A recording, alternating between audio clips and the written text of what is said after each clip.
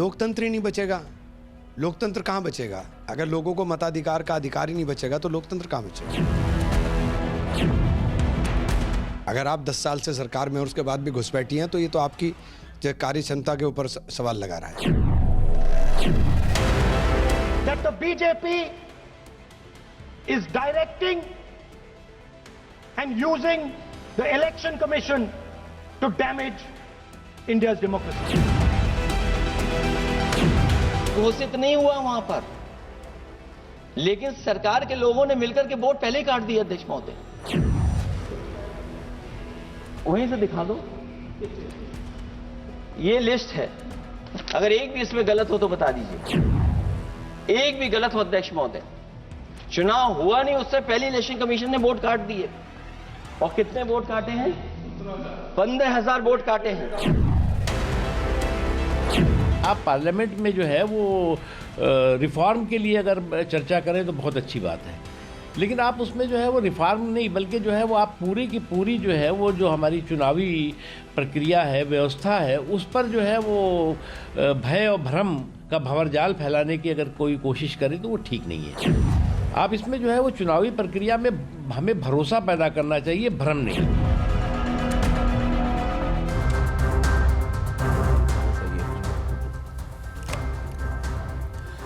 नमस्कार, मैं हूं रमेश भट्ट। देश की संसद चुनाव सुधार पे चर्चा कर रही है। वैसे चुनाव सुधार की चर्चा आज से 50 से 55 साल पहले शुरू हो गई थी, लेकिन ज्यादातर चुनाव में सुधार मैं कहूंगा वो सुप्रीम कोर्ट ने किए हैं। बहरहाल आज संसद में जो चर्चा हुई है उसमें कई पहलू सामने आए हैं।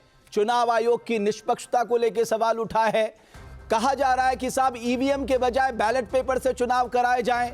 कहा जा रहा है साहब अपॉइंटमेंट ऑफ इलेक्शन कमिश्नर पे बदलाव किया जाए, एसआईआर को तत्काल रोका जाए क्योंकि ये किसी पार्टी को फायदा पहुंचाने के लिए किया जा रहा है। ऐसे तमाम बातें जो हैं वो इस वक्त लोकसभा में चर्चा चल रही है। लेकिन इन सब के अलावा इस देश में चुनाव सुधार की जरूरत है, क्योंकि अगर लोकतंत्र को मजबूत बनाना है, अगर देश के सबसे बड़े लोकतंत्र को मजबूत बनाना है तो जाहिर हमें समय के साथ साथ कई बड़े सुधार करने होंगे। लेकिन आज की चर्चा में हमारे जो महत्वपूर्ण सवाल है उनमें पहला सवाल है, क्या वोटर लिस्ट शुद्धिकरण के लिए एसआईआर नहीं होना चाहिए? हमारा दूसरा सवाल, क्या चुनाव आयोग की एसआईआर की प्रक्रिया पारदर्शी नहीं है? क्या एसआईआर के विरोध की वजह घुसपैठियों को बचाना तो नहीं है? ये तमाम ऐसे सवाल हैं जो हम इस चर्चा में शामिल करेंगे। और इसी पे बात करने के लिए अब हमारे साथ बहुत ही खास पैनल जुड़ चुका है। भारतीय जनता पार्टी से राजीव जेटली, जनता दल यूनाइटेड से श्वेता प्रिया, सुजाता पॉल कांग्रेस पार्टी से और अमीक जमई समाजवादी पार्टी से। आप चारों का बहुत बहुत स्वागत है।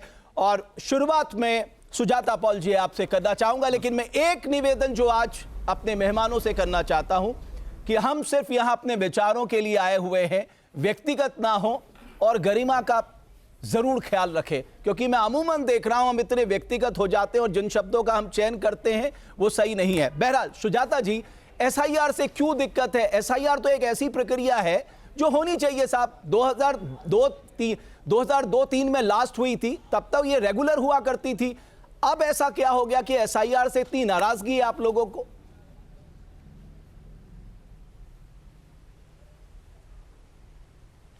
एसआईआर से किसी को नाराजगी नहीं है, इस प्रक्रिया से नाराजगी है। वोटर लिस्ट का शुद्धिकरण, ये कौन सा शुद्धिकरण है जो पन्ना प्रमुख से शुरू होता है, जहां पर उन लोगों के नाम काट दिए जाते हैं जिनको आप अपनी तरफ नहीं ला पाते? ये भारतीय जनता पार्टी को बताने की जरूरत है। और शुद्धिकरण का डेटा जब इनके पास है ही नहीं तो ये शुद्धिकरण कर किस चीज का रहे हैं?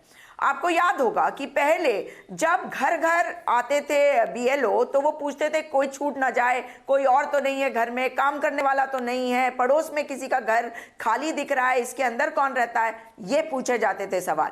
और आज क्या किया जा रहा है कि चुनाव आयोग की हिम्मत तो देखो जरा, सिर्फ इसलिए क्योंकि मोदी सरकार ने उनको बचाने की के लिए पूरा प्रबंध कर लिया कानून में बदलाव करके कि उनके खिलाफ कोई कोर्ट जा ही नहीं सकता। बार बार पूछा जाता है ना कि कोर्ट क्यों नहीं जाते, तो इनके खिलाफ कोर्ट नहीं जाते जो असली अपराधी है, जो असली देश के साथ द्रोह कर रहे हैं, क्योंकि ये सवालों के जवाब नहीं देते, ये पारदर्शिता नहीं लाते और फिर कहते हैं कि भाई हम जो चीज कर रहे हैं वो सही है। आप बताइए कि जो ब्राजीलियन मॉडल की तस्वीरें आई थी उस पे भाजपा का क्या तर्क था? भाजपा क्यों कूद पड़ती है भाई?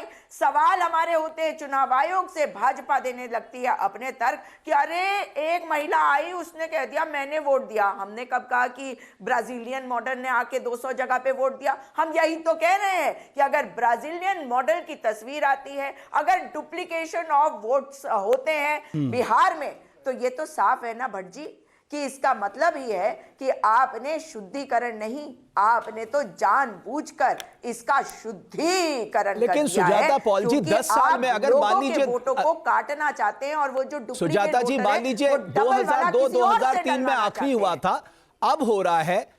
अगर 2003 इन 12 अगर आप देखें इन 22 सालों में कितने लोग माइग्रेट कर गए होंगे, कितने लोगों की मौत हो चुकी होगी, कितनी बेटियों की शादी हो गई होगी और कितने अवैध लोग भी यहां पर आके बस गए जिसकी बहुत चर्चा हो रही है।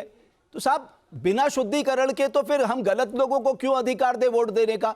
वोट देने का अधिकार तो हमारे भारत के लोगों को ही होना चाहिए।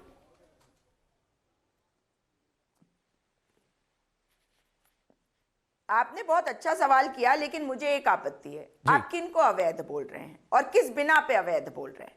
क्योंकि अब बात कर लेते हैं पहले कि 2001 में सेंसस हुआ था जो जनगणना, उसके बाद 2003 वाले एसआईआर की आप बात कर रहे हैं, वो बिहार का एसआईआर। लेकिन अब मुझे बताइए नहीं, 2003 में तो 2003 में तो पूरे देश में हुआ था। क्या इस सरकार की जिम्मेदारी नहीं थी? नहीं, वहीं से शुरुआत की बात कर रही हूं कि इस बात को कहां से लाया गया। मैं पूरे देश की ही बात कर रही हूं। अब मैं जानना चाहती हूं कि जब आप पूरे देश में करना चाहेंगे तो जनगणना क्यों नहीं कर रहे?